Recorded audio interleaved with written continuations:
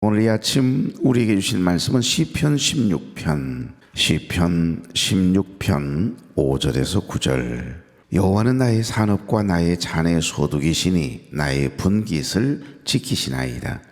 내게 줄로 재어준 구역은 아름다운 곳에 있으며 나의 기업이 실로 아름답도다. 나를 훈계하는 여호와를 송축할지라 밤마다 내 양심이 나를 교훈하도다. 내가 여호와를 항상 내 앞에 모시며 그가 나의 오른쪽에 계심으로 내가 흔들리지 아니하리로다. 다 같이요. 이러므로 나의 마음이 기쁘고 나의 영도 즐거워하며 내 육체도 안전히 살리니. 아멘. 자, 우리 인사 나누죠. 좋은 아침입니다. 네, 참 좋은 아침이네요. 이 아침 첫 시간 하나님께 드리기 위해서 걸어간 발걸음을 되신 여러분, 또 가정에서 유튜브를 통해 함께 예배에 참여하고 계신 우리 교회 여러분, 주의 이름으로 축복합니다.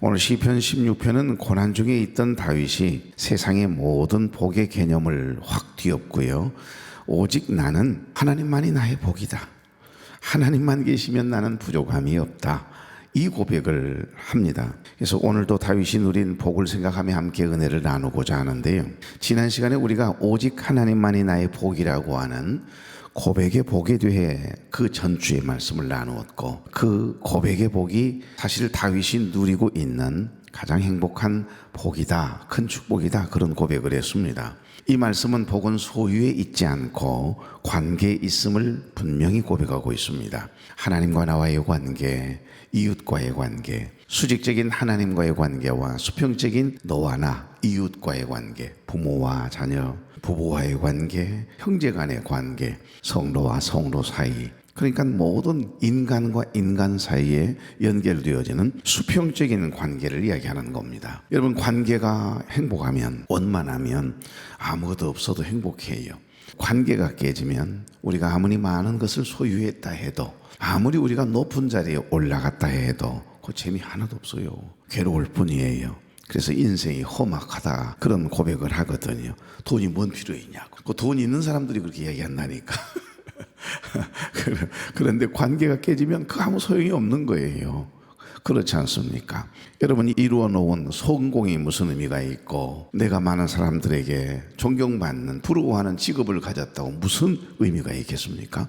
그래서 다윗은 항상 하나님과 나와의 관계를 소중히 여겼어요. 하나님과 나와의 관계, 이웃과의 관계, 수직적인 하나님과의 관계와 수평적인 너와 나, 이웃과의 관계, 아침마다 밤마다 그 관계를, 하나님과의 친밀한 관계를 유지해 보려고 애를 썼습니다. 그래서 복은 소유에 있지 않고 관계에 있음을 분명히 고백합니다. 이 고백이 있었기 때문에 다윗은 어떤 환경에서도 하나님과의 동행을 놓치지 않았습니다. 그래서 다윗의 그 고백이 삶으로 열매를 맺는 두 번째 복이, 다윗이 누렸던 두 번째 복이 바로 동행의 복이라고 했습니다. 자, 첫째 복이 뭐라고요?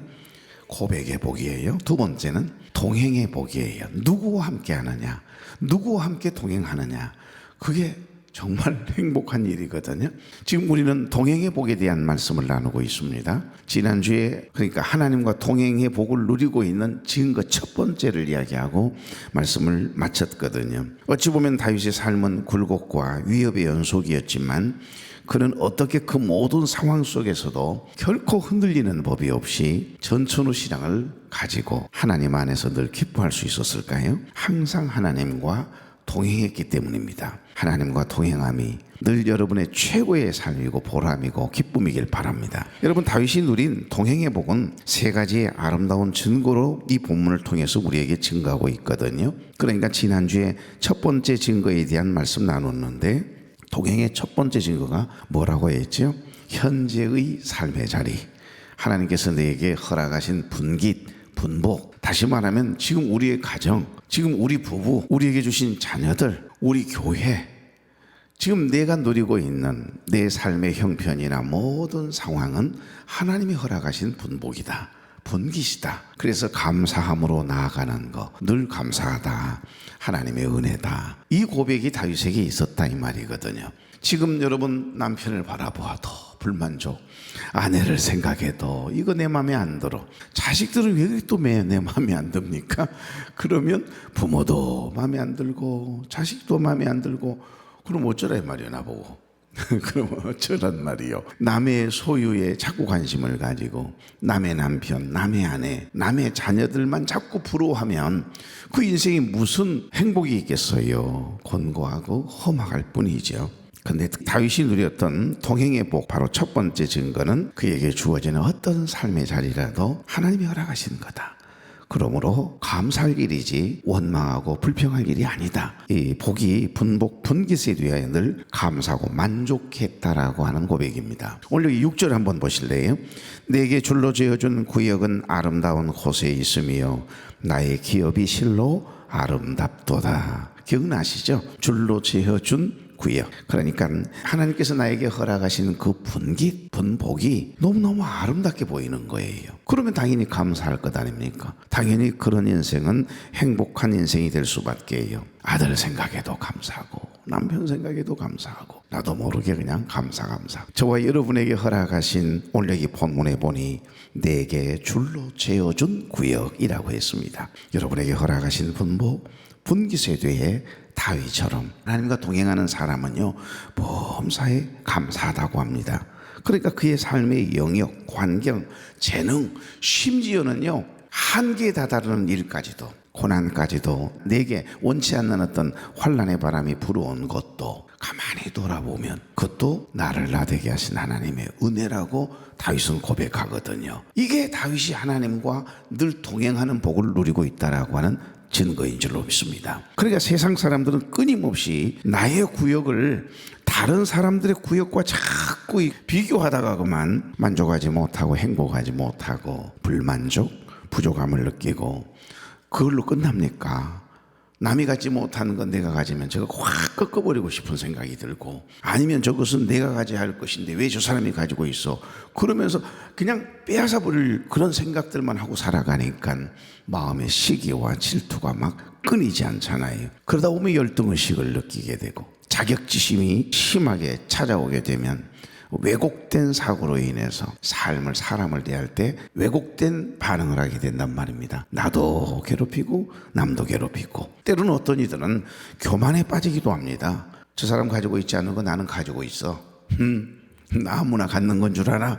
이래가면서 말이에요. 그러다 보면 하나님이 허락하신 분복이나 분깃에 대해 감사하지 못하고 원망과 불평에 시달리게 된다라고 하는 것을 우리에게 깨닫게 하십니다. 그러니까 이 세상에 그 어떤 것도 성경은 분명히 증언합니다. 우리를 만족시킬 수 없다는 거예요. 여러분, 이 세상에 가지고 싶은 것 다 가져보세요. 잠깐은 여러분 행복할지 모르지만 만족하다, 이 느낌을 가질 수 있지만은 오래 가지 못해요. 얼마 가지 않아서 또 부족함을 느끼거든요. 사람의 마음은요 왜 애말로도 찍히지 않고 어떤 기구로도 찍힐 수 없는, 이상해요. 없다고 생각하는 사람은 없거든요. 우리 안에 마음이 없다는 사람이 있습니까? 이 마음이라고 하는 이 단어를 성경에는 히브리어로 레바브라고 하는 단어를 썼어요. 인격이 자리를 잡는 자리, 이렇게 표현해요. 근데 사실 이 마음은 왜 그렇게 시간과 공간의 제한을 받지 않는, 보이지 않는, 찍히지 않는 특별한 특수기관으로 하나님이 만드셨을까요? 그 크신 위대하신 하나님이 들어오셔서 성전 삼으셔야 되니까 그래요. 이 마음에는 어쩔 때는 마음이 태평양처럼 넓다가 어쩔 때는 밴댕이 속처럼 좁아진다 그러잖아요. 우리 마음이 좁아졌다 늘렸다 막 자기 마음대로거든요. 근데 하나님께서 왜 마음을 이렇게 지으셨는지 모르겠어요. 다 그냥 일률적으로 좀 넓은 마음을 주셨으면 우리가 괜한 고생 안 하잖아요. 근데 하나님은 왜 마음을 그렇게 막 좁혔다 넓혔다 하도록 이렇게 우리 눈에 보이지 않는 특수기관을 만들어 놓으셨을까? 하나님만이 우리의 마음을 만족시킬 수 있는 특별한 기관으로 만드신 줄로 믿습니다. 그런 거예요. 그런데 오늘 여기 다윗은 여러분 하나님 한 분만으로 만족했어요. 그래서 하나님만 계시면 되는 겁니다. 하나님만 계시면 내가 목동이어도 좋고 임금 그 관심 없어요. 그냥 하나님 나에게 맡겨준 사명이니까 임금 노릇하는 거죠.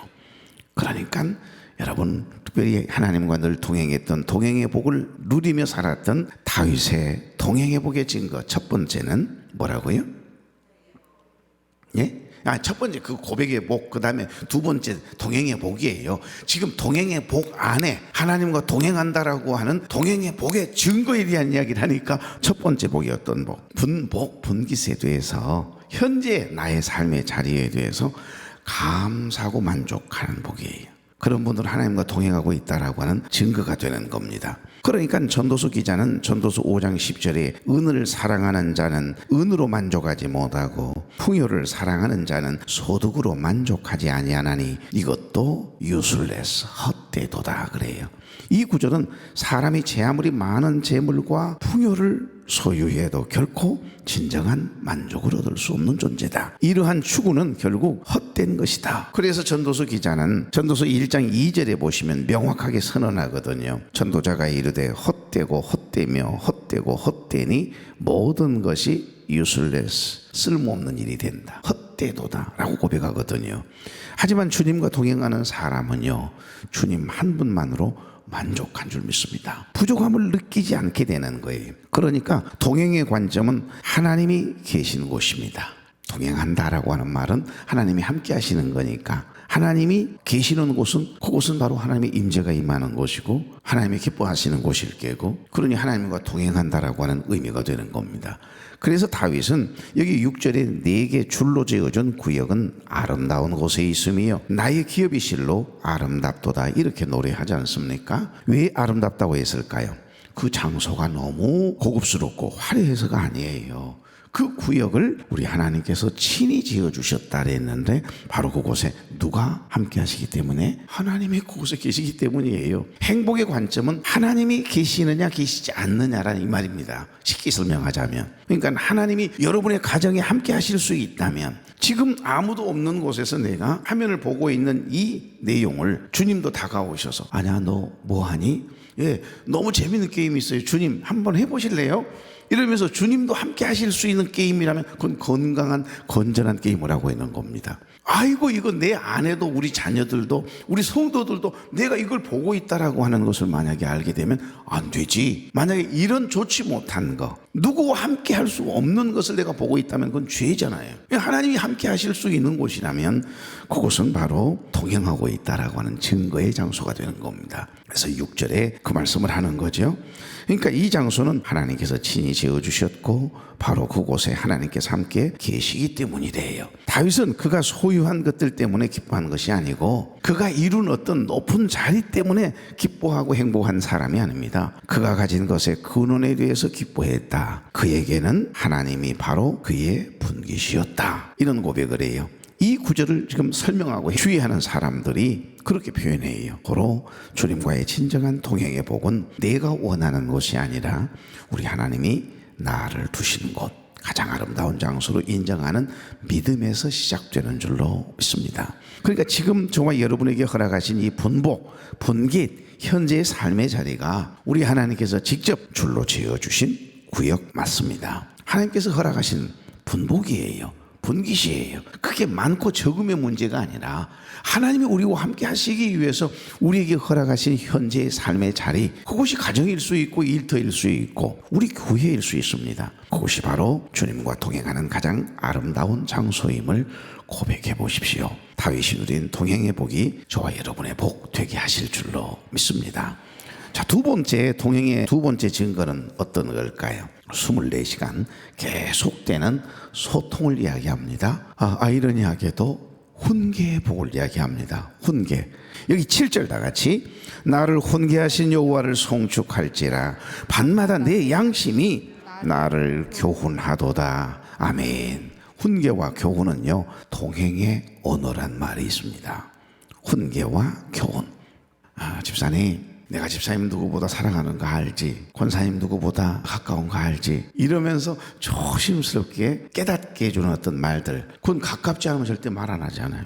그러니까 여기 훈계와 교훈은 동행의 언어다라고 하는 말이 있습니다.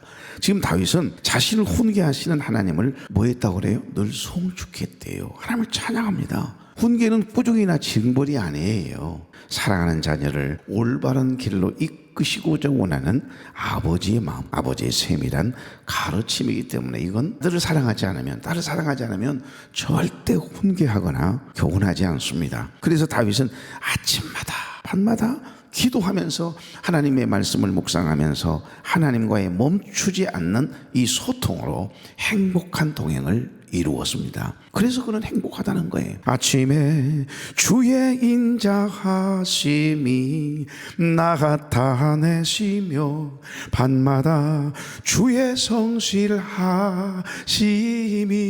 베품이 좋나이다. 아침에 주의 인자하심을 나타내시며 밤마다 주의 성실하심을 베품이 좋나이다. 여호와께 감사하며 주의 이름을 찬양. 이 시편이 나와요. 나 이 찬양 너무 좋거든요. 그러니까 이건 다윗의 시입니다. 다윗이 아침마다 주님을 송축했대요. 아침에 일어나면 왜 이렇게 감사가 되는지. 잠자리에 들기 전에 꼭 기도 한 번 하고 잠을 자거든요. 누가? 다윗 임금이. 목동일 때나 임금일 때나 변함없이 아침마다 밤마다, 그러니까 24시간 잠을 자면서도 주님 생각을 하며 자는 거예요. 그러니 얼마나 행복한 삶을 살았겠어요. 오죽했으면 하나님이 내 마음에 꼭 드는 사람이라고, 하나님의 마음에 합한 사람 다윗이라고. 여러분, 하나님이 모든 임금들의 기준은 다윗이다라고 이야기를 했겠어요. 그래서 다윗은 여기 7절 밤마다 내 양심이 나를 교훈한다, 이 고백을 하네요.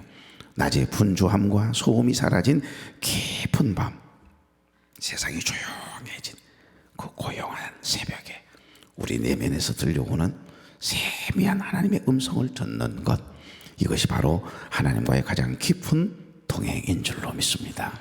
그러니 얼마나 행복한 마음으로 아침을 열고 잠자리에 들기 전에 하나님 생각으로 하나님이 함께 하는데 그 동행의 복을 누리며 살아가는데 그 밤이 얼마나 행복하겠어요. 그러니 꿈을 꾸어도 순이 꿈꾸지 않고 철수구 꿈 꿈꾸지 않고 주님 만나는 꿈을 꾸며 주님 신랑 삼아 이렇게 매일매일의 밤이 행복하지 않겠어요.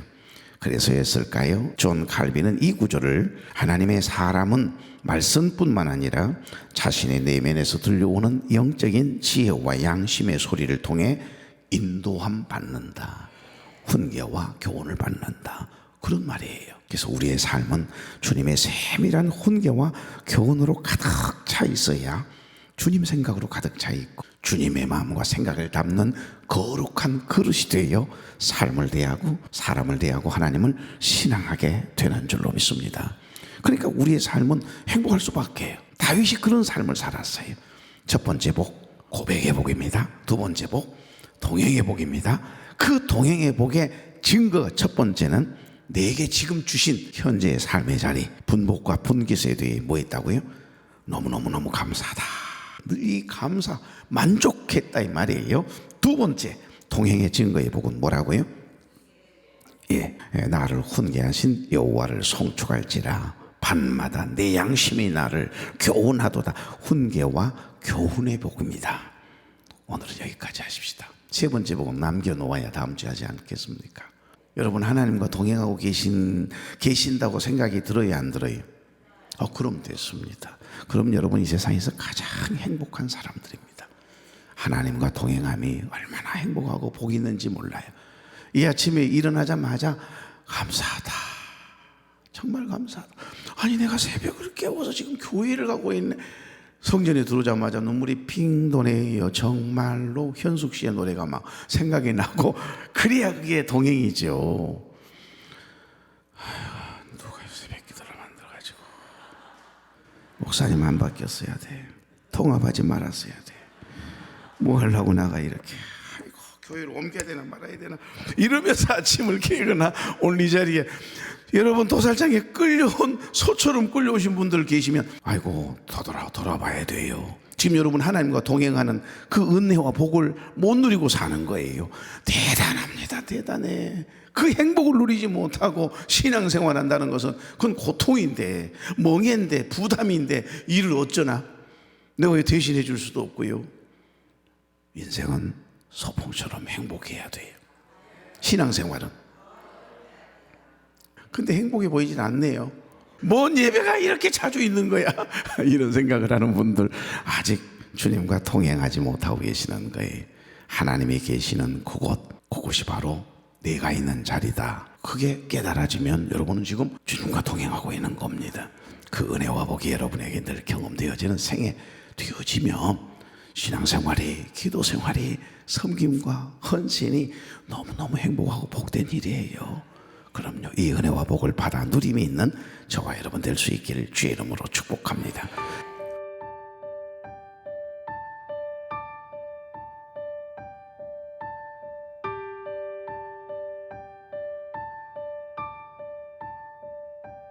아침에 주의 인자하심을 나타내시며 밤마다 주의 성실하심을 베품이 좋으나이다. 여호와께 감사하며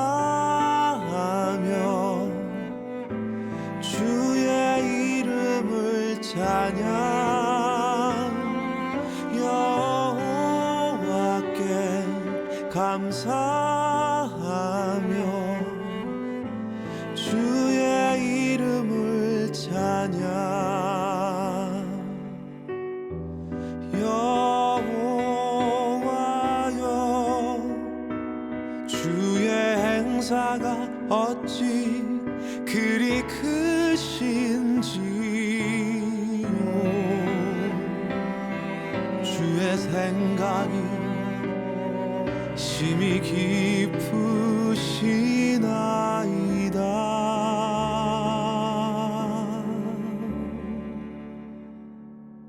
아침에 주의 인자하심을 나타내시며 밤마다 주의 성실하심을 베품이 좋으나이다.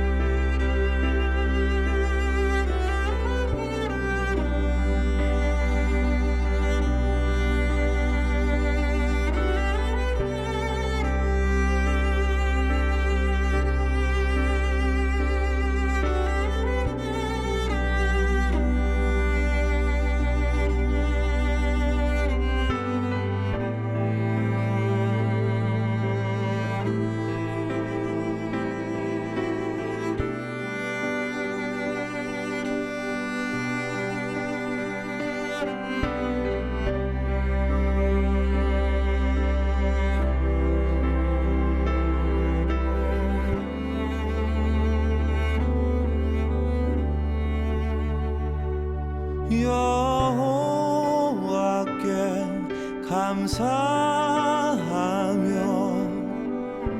주의 이름을 찬양.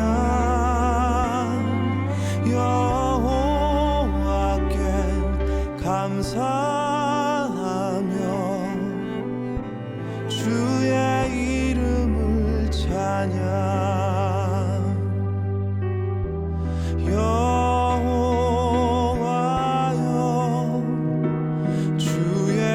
행사가 어찌 그리 크신지요. 주의 생각이 심히 깊으시나이다.